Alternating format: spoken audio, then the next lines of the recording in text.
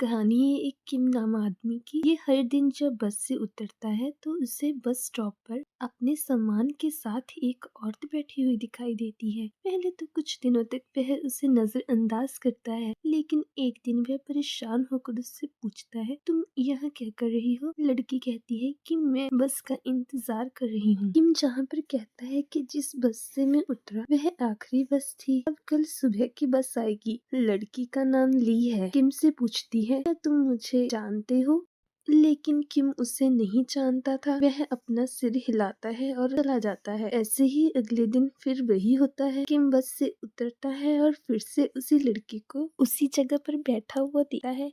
बस एक चीज डिफरेंट थी कि आज बारिश हो रही थी। यहाँ पर किम को उस लड़की पर दया आती है और वह उससे कहता है कि तुम्हारे लिए यहाँ रहना सही नहीं है। अगर तुम चाहो तो रात मेरे घर बिता सकती हो, मेरा घर बिल्कुल पास में ही है। ये लड़की मान जाती है और किम उसे घर ले जाता है। यहाँ पर सीन कट जाता है और हमें आईसीयू में नाइट ड्यूटी पर एक नर्स दिखाई देती है। इसी समय एक अजीब आदमी आईसीयू में घुसने की कोशिश कर रहा है। जब नर्स उसे अंदर आने नहीं देती तो वह बताता है कि वह असल में मुर्दाघर जाना चाहता है, उस जगह जहाँ अस्पताल लाशों की फ्रेम रखते हैं। नर्स जहाँ कुछ जवाब देती उससे पहले ही एक मरीज की हालत बिगड़ जाती है और जब वे स्थिति संभालने के बाद लौटती है तो वो देखती है कि वह आदमी चला गया है। अब हम जहाँ यंग की एक लाइट की दुकान देखते हैं। उलझन में पड़ा एक आदमी यंग के पास लाइट उधार लेने आता है। यंग उसे लाइट दे देता है,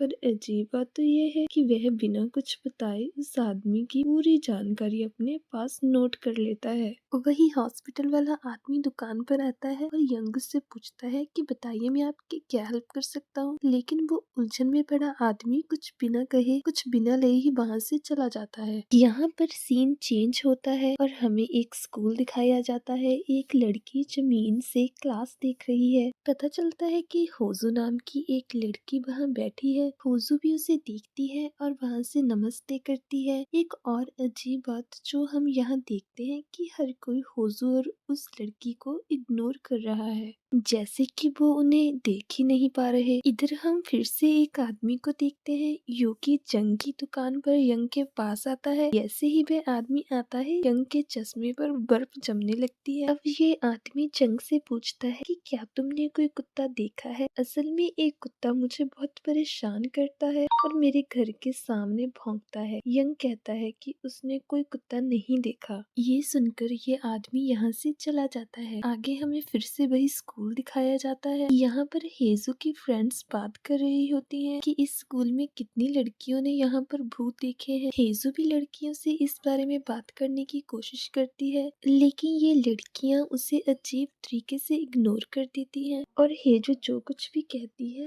वे उसका कोई जवाब नहीं देती। और जब हेजू उन्हें बुलाती है तो वह उसकी तरफ देखती भी नहीं है। इधर इस दुकान पर एक औरत आती है, चुपचाप सारा सामान देखती है और फिर जैसे ही वह लाइट को छूने वाली होती है तभी यंग उसे अजीब तरह से अलर्ट करता है और कहता है कि तुम्हें ऐसा नहीं करना चाहिए। यहाँ पर यंग के बात करने का तरीका कुछ ऐसा होता है जैसे वह इस लाइट को छू लेगी तो किसी को मार देगी। यहाँ हम हेजू को देखते हैं। हेजू स्कूल से घर जा रही होती है। अभी बारिश होने लगती है। हेजू डर जाती है और वो इसी दुकान के अंदर चली जाती है। यहाँ पर हमें पता चलता है कि यंग और हेजू एक दूसरे को पहले से ही बहुत अच्छे से जानते हैं। यंग हेजू को देखकर बहुत खुश हो जाता है और उसे कुछ कैंडीज देता है और दोनों बातें करने लगते हैं। हेजू पूछती है कि वो मुझे बच्ची क्यों समझता है, तो यंग कहता है कि उसकी भी एक बच्ची हुआ करती थी जिसके चलते उसे उसकी याद आती है। यहाँ पर एक दिलचस्प बात वो ये थी कि उसके गले में एक लॉकेट पहना हुआ था जो कि बच्चों वाला था और हमें पता चलता है कि असल में वो लॉकेट उसके पिता ने उसको दूसरे शहर कमाने जाने से पहले दिया था और ये लॉकेट उसके पिता की आखिरी निशानी थी जो उसके पास है। यहाँ पर हेजू जंग से उसकी एज के बारे में पूछती है तो जंग हेजू को बताता है कि वो काफी बड़ा है। तभी हम टेबल पर पड़े हुए एक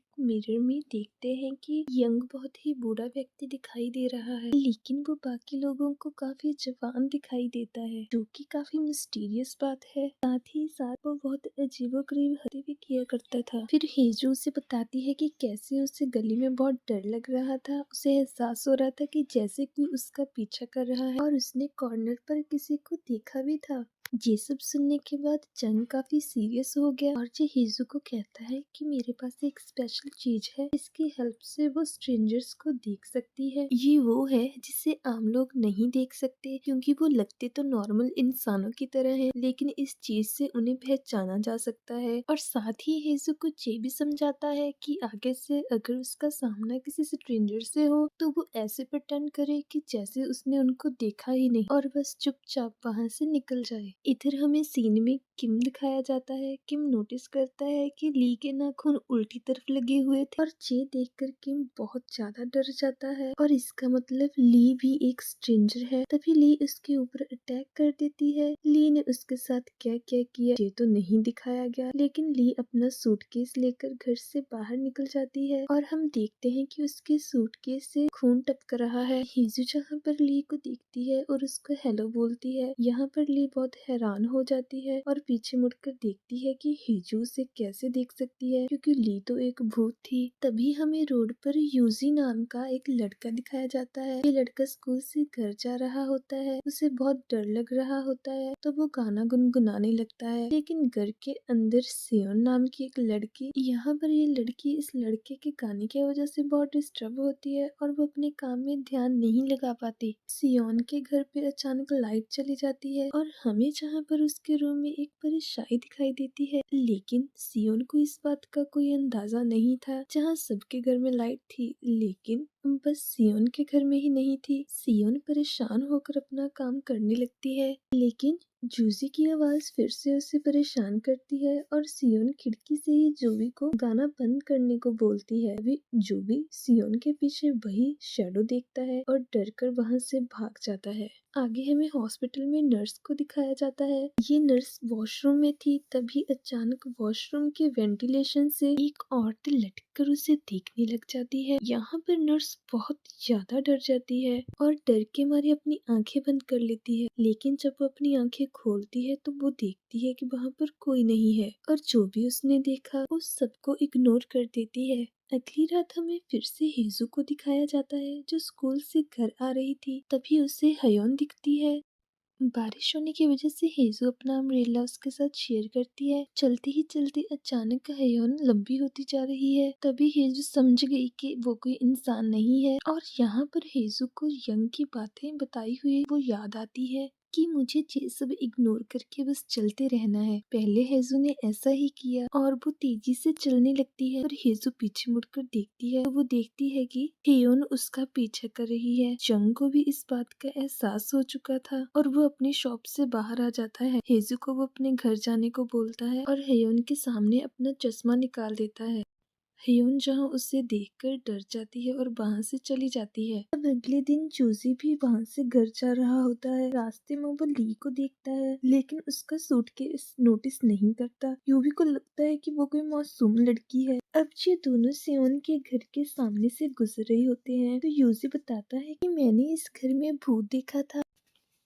इसी वक्त सियोन को भी अपने घर में किसी का शैडो दिखाई देता है। यहाँ वो समझ जाती है कि उसके घर में कोई आत्मा है। आगे का पार्ट देखने के लिए लाइक, शेयर और सब्सक्राइब करें।